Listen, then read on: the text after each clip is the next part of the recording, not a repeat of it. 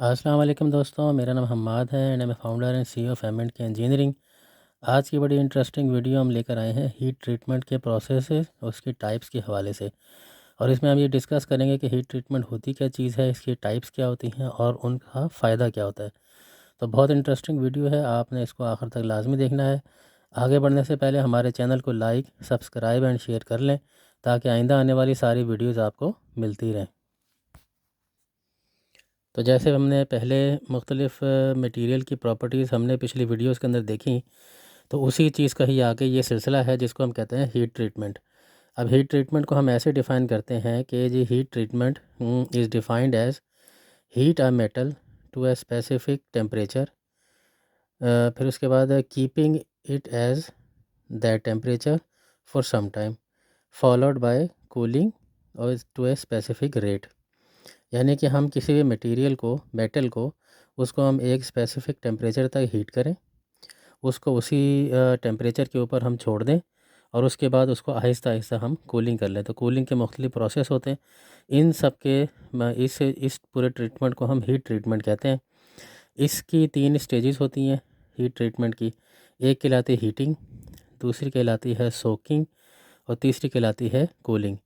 अब इसकी वजह से मटेरियल के अंदर मुख्तलिफ़ स्ट्रेचेस बन जाते हैं, मुख्तलिफ़ किस्म की प्रॉपर्टीज़ डेवलप हो जाती हैं। कुछ प्रॉपर्टीज़ ऐसी होती हैं जो कि ख़त्म हो जाती हैं, कुछ जो मटेरियल की प्रॉपर्टीज़ होती हैं वो बढ़ जाती हैं। और यही हमारी रिक्वायरमेंट होती है हीट ट्रीटमेंट के प्रोसेस की वजह से।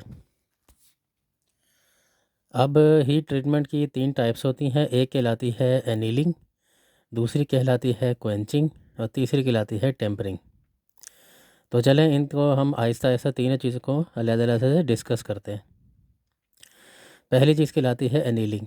अब एनीलिंग क्या होती है, वो जैसे कि नज़र आ रहा है, it is the heat treatment process that changes the physical and sometimes also the chemical properties of a material to increase ductility and reduce the hardness to make it more workable. तो इससे ये बात समझ में आती है कि इस प्रोसेस की वजह से हमारी जो मटेरियल की डक्टिलिटी है वो बढ़ जाती है और उसकी जो हार्डनेस है वो कम हो जाती है। और इसकी वजह से जो है, जो मेटल होता है, मतलब हम उसे काम ले सकते हैं, यानी कि मोर वर्केबल हो जाता है ये। इसकी भी 3 स्टेजेस होती हैं। एक कहलाती है रिकवरी, दूसरी कहलाती है रिक्रिस्टलाइजेशन और तीसरी कहलाती है grain growth after temperature increase. अब इसकी हम मुख्तलिफ अगर हम एग्जांपल्स देखें तो उसमें ये बात समझ में आती है कि sheet metal are annealed to allow for better machining. जिस तरीके से हमने पहले बताया कि ये वर्केबल हो जाता है, तो हम मशीनिंग इसकी कर सकते हैं इस प्रोसेस के बाद। बेंडिंग का काम इसमें से आराम से हो जाता है, पंचिंग का काम आसाम से हो जाता है और फॉर्मिंग एंड कटिंग का काम हम इसमें से यही कर सकते हैं। यानी कि हम किसी मेटल को अगर इस प्रोसेस से गुजारें, एनीलिंग के प्रोसेस से गुजारें, तो उसके बाद हमारा मेटल जो है वो इस काबिल हो जाता है कि उसकी डक्टिलिटी बढ़ जाती है और हार्डनेस कम हो जाती है और हम उसको मुख्तलिफ़ फॉर्म में हम इस्तेमाल कर सकते हैं। अब ज़िमनन इसके अंदर एक डक्टिलिटी का लफ्ज़ आ गया कि इंक्रीज़ हो जाती है, तो डक्टिलिटी को भी हम डिफ़ाइन कर देते हैं कि जैसे ductility is a mechanical property,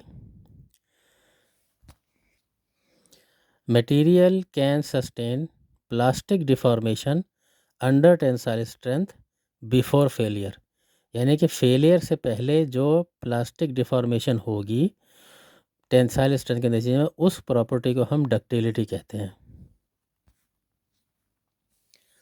अब हम हीट ट्रीटमेंट के अगले प्रोसेस की तरफ चलते हैं जिसको हम कहते हैं क्वेंचिंग।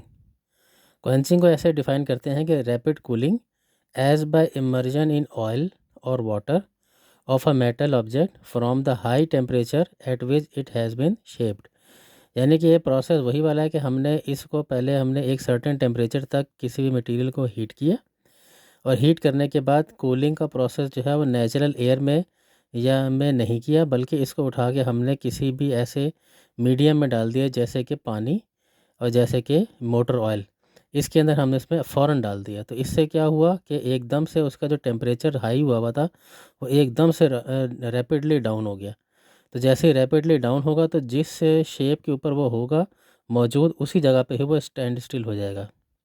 अब इसका पर्पज़ ये है कि retain the beneficial properties it gain through by heating process. यानी कि जहाँ पे इसकी जो क्या प्रॉपर्टीज़ आ चुकी होंगी गर्म करने के बाद, वहीं पर ही ये वही स्टक हो जाएगा, यानी कि वो मज़ीद उन प्रॉपर्टी से आगे पीछे नहीं होगा।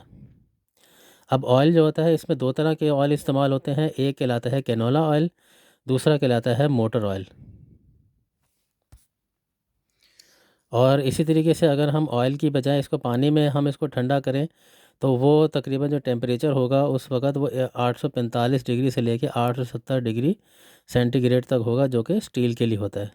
अब इसका फ़ायदा क्या हुआ कि it helps to relieve stress, making the material easy to weld और मशीन। मतलब यह है कि मुख्तलिफ़ किस्म के जो प्रोसेस के लिए ये इजी हो जाता है इसके अंदर। तो इस क्वेंचिंग के प्रोसेस का ये फ़ायदा हुआ कि इससे स्ट्रेंथ जो है वो इंक्रीज़ हो जाती है और हार्डनेस ऑफ द स्टील वो भी इंक्रीज़ हो जाती है। अब हम हीट ट्रीटमेंट के तीसरे प्रोसेस, जिसको हम टेम्परिंग कहते हैं, उसके ऊपर आते हैं। अब टेम्परिंग की जो डेफिनेशन है वो ये है कि tempering is a type of heat treatment use to increase the toughness of certain material, most commonly iron based alloy steel. यानी कि ये प्रोसेस वो है जो कि क्वेंचिंग से ही रिलेट करता हुआ प्रोसेस है, मगर इसके अंदर जो होते हैं मटेरियल की टफनेस जो है वो इंक्रीज़ हो जाती है। अब इसका जो प्रोसेस होता है वो यही होता है कि जो heating it to a high temperature through below the melting point, then cooling it usually in air. यानी कि जो पहला वाला क्वेंचिंग वाला प्रोसेस था, उसके अंदर हम पानी या ऑयल के अंदर उसको डिप करके उसको ठंडा कर रहे थे, जबकि इस प्रोसेस टेम्परिंग के प्रोसेस के अंदर हम इसको हवा के अंदर ठंडा करते हैं। और it followed by quenching operation heating a carbon steel. अब इसकी कुछ एग्जांपल्स देख लेते हैं। जैसे कि ये टूल स्टील में टेम्परिंग वाला इस्तेमाल होता है, जब कि इसका टेम्परेचर तकरीबन 200 से 300 डिग्री सेंटीग्रेड तक होता है। स्प्रिंग स्टील के अंदर ये वाला हम प्रोसेस इस्तेमाल करते हैं, जबकि उसका टेम्परेचर 300 से 400 डिग्री सेंटीग्रेड तक होता है। इसी तरीके से स्ट्रक्चरल स्टील के अंदर 450 से 650 डिग्री सेंटीग्रेड तक होता है। अब ज़िमनन इसके अंदर जिस तरीके से हमने ये पहले बात की थी कि क्वेंचिंग के अंदर मटेरियल की हार्डनेस जो है वो इंक्रीज़ हो जाती है, और जबकि टेम्परिंग के अंदर टफनेस इंक्रीज़ हो जाती है। तो हार्डनेस और टफनेस को बस थोड़ा सा डिफ़ाइन कर देते हैं ताकि चीज़ समझ में आ जाए। Hardness is a resistance to deformation, indentation और स्क्रैचिंग। जबकि जो टफनेस होती है वो ये कहलाती है कि toughness is a material's ability to absorb energy and plastically deform without fracturing. तो उम्मीद है कि हमारी इस वीडियो के अंदर आपको इन तीन मेन प्रोसेस का बेसिक आइडिया हो चुका होगा। इसकी मज़ीद डिटेल वीडियो हम आगे शेयर करेंगे। तो जाते जाते हमारे चैनल को लाइक, सब्सक्राइब और शेयर कर लें, ताकि आइंदा आने वाली इस किस्म की इन्फॉर्मेटिव वीडियोज़ आपको मिलती रहें। बहुत शुक्रिया।